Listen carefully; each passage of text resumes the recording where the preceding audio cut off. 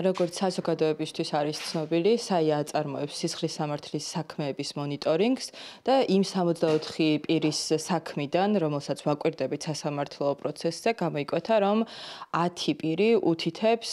სხვადასხვა ფორმის არასათანადო მოპყრობაზე, რომელიც თავის შინაარსით შეიძლება აკმაყოფილებდეს იმ დეფინიციებს, როგორიც არის სისხლის სამართლის წესით დასჯადი წამება, წამების მუქარა, არაადამიანური და დამამცირებელი მოპყრობა. ამ 10 პირიდან მხოლოდ ერთ პირს აქვს ჯერ კიდევ დაზარალებული სტატუსი, რაც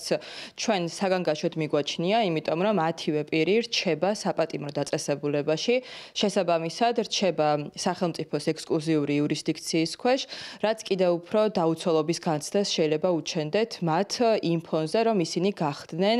სხვადასხვა ფორმის ფიზიკური, ფსიქოლოგიური ძალადობის მსხვერპლი, რომელი მოპყრობაც მათ შორის მოითხოვდა სასურველი ჩვენების მიღებას.